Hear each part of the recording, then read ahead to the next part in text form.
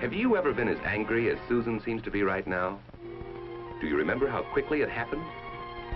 Right in the middle of the game, just when you were having a lot of fun. And how you wished, as Paul does, that you could take your anger out on the person who made you angry. Oh, no! And have you too felt like throwing things or breaking them, as Carol does because she's angry at her sister Susan and at Priscilla? Everyone gets angry now and then and feels like destroying or hitting something, as Eddie is doing. Feeling angry is a natural thing, just as natural as feeling glad or sorry. But angry feelings are disagreeable. They make you act and look as well as feel unhappy. But let's go back and see what made these boys and girls angry. Then maybe we can better understand what happens to us when we get angry. It all started in the park, when Susan and her sister Carol and their friend Priscilla were having a good time jumping rope. You missed! I didn't! I said I didn't! I saw you! It's not your turn anymore! It's Priscilla's turn now! You take her in! I will not! You stopped turning and made me miss on purpose. My turn. It isn't Priscilla's.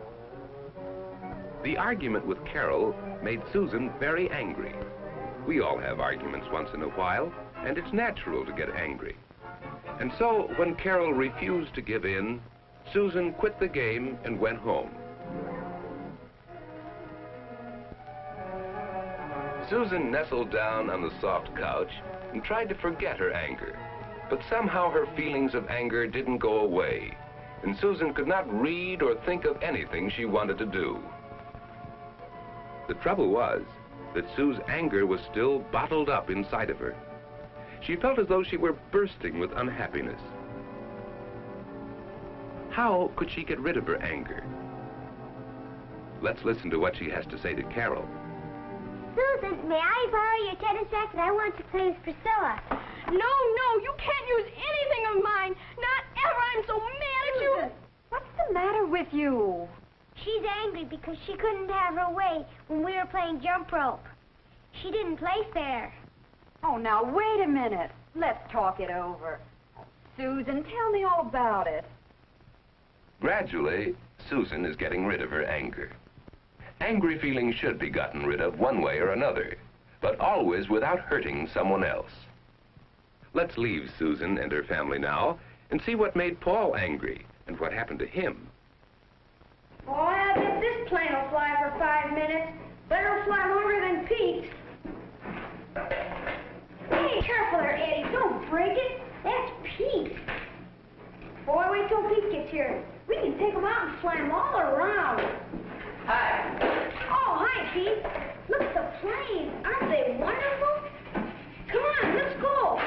I'm not going to fly planes today. I'm going to play ball. But you said we'd fly our planes. I said I would, but I changed my mind. Besides that, Jack said I could play first base. We can fly planes tomorrow. You're a heck of a guy. First you promise, then you break your promise. Oh, so what? That's a dirty trick. The broken promise and disappointment have made Paul furiously angry. Things like this happen to all of us, and we're pretty likely to get angry.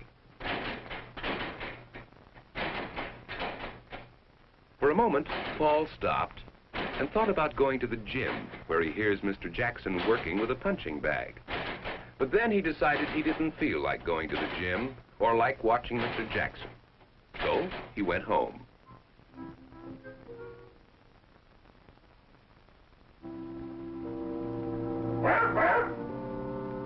Like Susan, Paul wished he could forget his anger. But the more he thought about Pete, the angrier he got.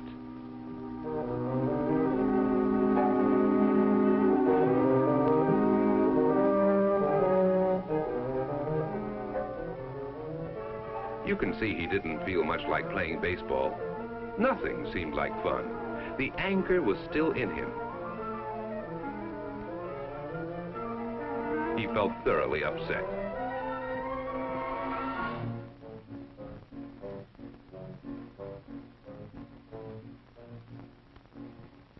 Perhaps we can understand better how Paul felt if we understand what happens to all of us when we get angry. It's as if suddenly many parts of our body work harder and faster. We feel great excitement. Hearts beat faster, and the blood seems to rush quicker through the body. Sometimes a lot of blood rushes to the head. Our face gets flushed. Sometimes blood rushes to the stomach. Anger makes us feel sick all over. Sometimes we clench our fists or bite our nails. Often we feel as though we were like kettles filled with steam. The angrier we get, the stronger the pressure inside of us. Like the kettles, we must find some way to let the pressure out. When Susan got angry at Carol in the park, she got all stirred up inside. And when Paul got angry at his friend Pete, he too felt as though he were boiling over with anger. But when Susan went home, she didn't let her anger out. And Paul made the same mistake. You can see that Susan and Paul would have felt better if they had found a good way to let the steam off sooner. Because it is important to let out our angry feelings, let's think of some different ways of getting rid of them. One way would have been for Susan to tell Carol right away that she was furious at her. Then she might have gone on turning the rope and waiting for her turn to jump.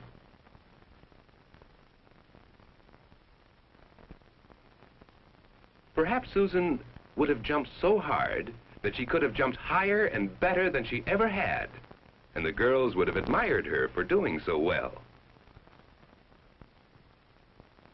Or Susan could have looked for her mother as soon as she came home and told her all about her trouble. Talking difficulties over with friends, parents, homeroom teachers, or the coach are good ways to get rid of anger. If Susan had tried any of these ways, she would have let her anger out, and pleasant feelings would gradually have returned. Susan then would have soon forgotten her troubles and gone on playing. Now, let's see what Paul might have done to get rid of his anger. When he passed by the gym, he might have entered. And then... Hi, Mr. Jackson. Hi, Paul. Boy, it sure feels good to get the old muscles loosened up again. But I thought you were going to be flying your model plane this afternoon. We were, but Pete ditched me.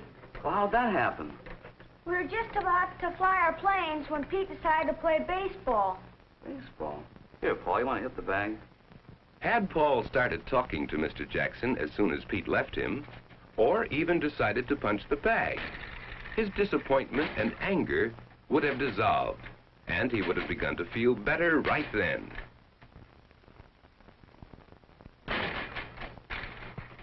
Perhaps as Paul pounded the bag, he might have thought it was Pete.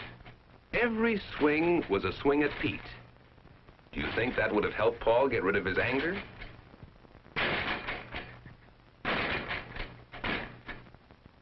Anyhow, with his feelings taken out on the punching bag, Paul may have found that he wasn't angry anymore. That evening, Pete telephoned Paul to apologize for changing plans without talking first with Paul. He knew that he'd been wrong. When Paul told him how angry he'd been, Pete asked if he could come right over and work with Paul on their airplanes. So they had a good time together after all. There are other ways, too, of getting rid of anger. For instance, see what Eddie is doing? He is getting rid of his anger by drawing a picture of his aunt, who a few hours before had scolded him. His mother isn't home yet, so he can't talk to her, but he can make a funny picture of his aunt, and that makes him feel better. He's having so much fun drawing the picture that he forgets all about his anger. Perhaps you, like Carol, can imagine dreaming up a story about animals or people that would help you get the anger out of your system. All these are good ways to get rid of anger. They free us so that we can start having fun again. You see, the important thing is to let out our anger in some active way, by running, or jumping, or hitting the punching bag. But we must be sure that we don't hurt or make others angry. Because if we remember what happens inside of us when we get angry, we'll be more careful about making others angry. And perhaps, too, when we get angry, we'll think of the best ways to work our anger out of our system.